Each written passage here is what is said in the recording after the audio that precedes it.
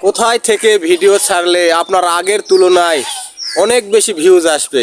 চলেন সবাই স্ক্রিনের দিকে খেয়াল করি আর এই ভিডিওটা সর্বত্র শেয়ার করি।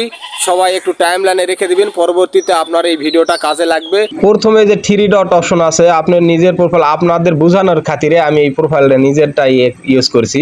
এই যে প্রথমে 3 ডটে যাবেন, ক্লিক করবেন, এখানে আছে প্রোফাইল স্ট্যাটাস। এই যে দেখেন, এই যে প্রোফাইলে যাবেন, যাওয়ার পরে একটু সময় নেবে। এই যে রিকমেন্ডেশন অ্যাক্টিভ আছে দেখেন, এখানে ক্লিক করবেন, একটু সময় নেবে।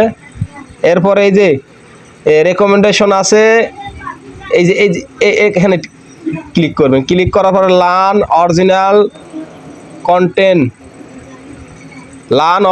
কন্টেন্ট অ্যাবাউট, এই যে এখানে ক্লিক করবেন। এখানে ক্লিক করার পরে এই যে গেট স্টার্ট, এই যে এখানে ক্লিক করবেন। নেক্সট। এখন দেখতেছেন এই যে 3টা অপশন এসেছে, রিল, স্টোরি, ফটো। আপনি এই রিলে ক্লিক করার পরে আপনি এই যে এখানে কোনায় একটা আছে, অপশন আছে যে ফটো, ভিডিও, গ্যালারি, এখানে ক্লিক করবেন।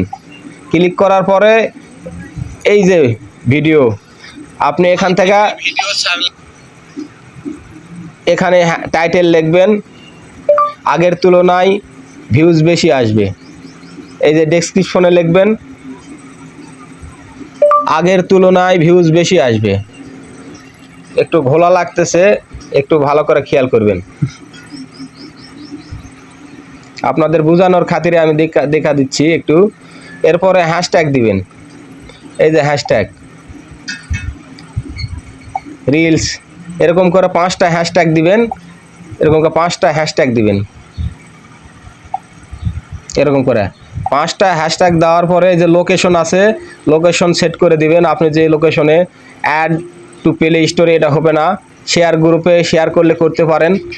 এরপরে লাস্টে চলে আসবেন সি মোর সেটিংয়ে এসে এই যে অ্যাড টপিকস আছে, এই অ্যাড টপিকসে ক্লিক করবেন।